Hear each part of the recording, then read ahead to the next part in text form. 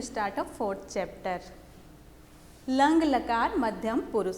इससे पहले हमने कौन सा पढ़ा था? लंग लकार प्रथम पुरुष।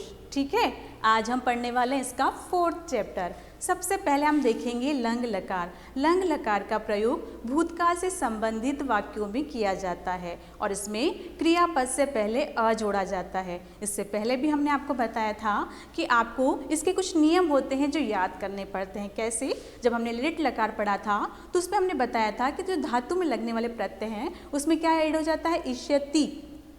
लट लकार में हमने देखा था ती तह अंति, सी थ तह, आमी आवह आमह। इसी तरह लिट लकार भविष्य काल में पढ़ा था इष्यति, इष्यतः, इष्यन्ति। किसमें था ये?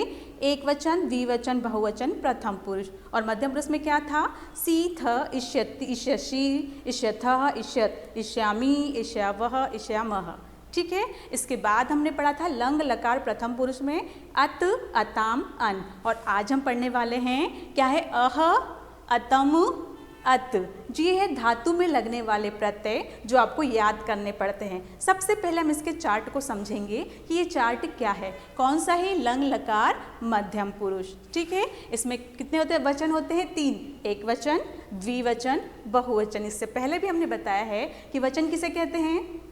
जिनसे किसी वस्तु के एक या अनेक होने का पता चले उसे कहते हैं वचन। संस्कृत में 3 वचन हैं, एक वस्तु हो तो एक वचन, 2 वस्तु हो तो द्विवचन और 2 से अधिक वस्तुएं हो तो बहुवचन, है ना। अब इसमें हमने क्या कहा? अभी बताया था कि क्रियापद से पहले अ लगता है। धातु के मूल रूप को क्रिया कहते हैं। हम बार बार बता रहे हैं, आपको पता होना चाहिए कि क्रिया के मूल रूप को धातु कहते हैं।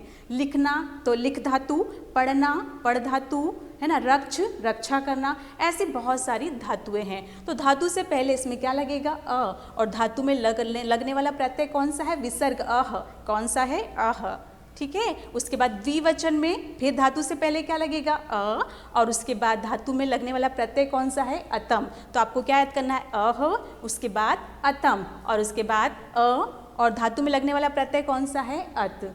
तो फिर से इसको समझिए कि हम क्या करते हैं? धातु से पहले या क्रियापद से पहले अ लगाते हैं, उसके बाद धातु लिखते हैं और उसमें धातु में लगने वाला जो प्रत्यय है वो आपको याद करना पड़ता है। कौन सा है? अह, अतम और उसके बाद है अत। ठीक है, उसके बाद है, अब मान लीजिए हमने धातु ले ली पट। इससे पहले भी हमने पट ली थी, अभी भी हम कौन सी धातु करेंगे? पट। हमारे पास धातु कौन सी है? पट। अब हमने पहले क्या लिखा? अ। धातु कौन सी हमारे पास? पट। पट का मतलब होता है पढ़ना। विसर्ग लगा अह तो शब्द क्या बन गया? अपठः। क्या हो गया? अपठः। उसी के बाद धातु अपने पास शब्द कौन सा है? अ। उपसर्ग कौन सा है? अ। धातु कौन सी है? पठ। और उसमें प्रत्यय क्या लगा? अतम। तो शब्द क्या बना? अपठतम। उसके बाद उसके बाद धातु क्या है? पठ। और इसमें क्या लगा? अत। तो शब्द क्या बना? अपठत। अब हम क्या पढ़े हैं? लंग लकार। और इसके कर्ता आपको पता है कौन से हैं? मध्यम पुरुष के कर्ता कौन से हैं? मध्यम पुरुष का अर्थ होता है समक्षम, जो आपके सामने हैं। इसके कर्ता क्या आएंगे? तुम दोनों और तुम सब। तो तुम के लिए क्या होगा संस्कृत में? त्वम, और तुम दोनों के लिए युवाम, और तुम सब के लिए यूयम। ठीक है, तो त्वम, युवाम और यूयम, ये कर्ता आपको याद करना है, क्योंकि जब आपसे कोई क्वेश्चन किया जाता है, प्रश्न किया जाता है, तो आपको पता होना चाहिए कि किसका एक वचन का कर्ता कौन सा है, द्विवचन का कौन सा और बहुवचन का कौन सा। ठीक है, तो अभी हमने क्या देखा? सबसे पहले हमने अ लगाया, फिर धातु और फिर अह।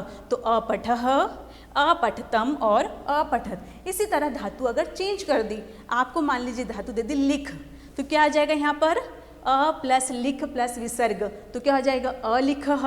इसमें अ प्लस लिख प्लस अतम तो अलिखतम। इसी तरह अ प्लस लिख प्लस अत तो अलिखत।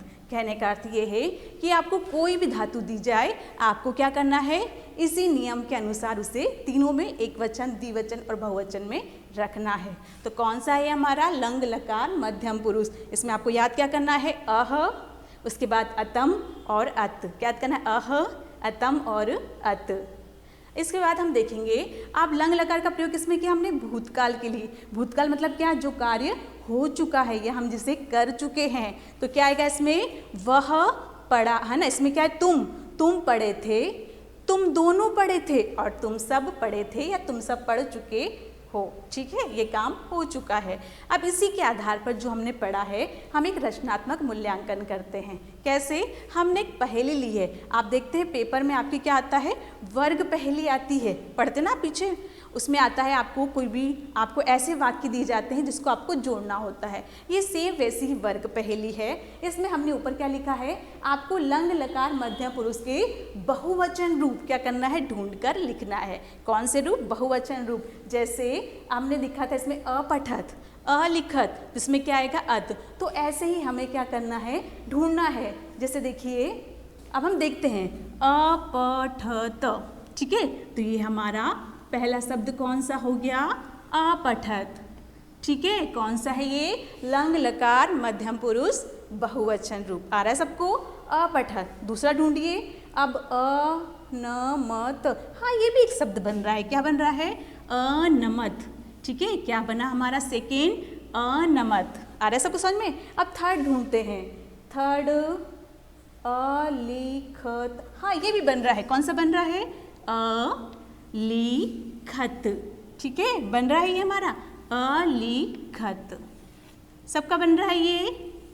तो कितने बन गए हमारे, 1 2 3। अभी हमने बनाया अपठत, फिर हमने बनाया अनमत, और फिर हमने बनाया अलिखत। अब देखिए, अब कुछ बन रहा है क्या, तरक मय नहीं बन रहा है ना। तो कितने बने हमारे अभी तक, कितने बने, 3। अपठत, अलिखत और अनमत। कितने बने हमारे, 3। ठीक है, तो आज हमने क्या देखा, लंग लकार मध्यम पुरुष। आप सभी को समझ में आया होगा ये कौन सा है, मध्यम पुरुष।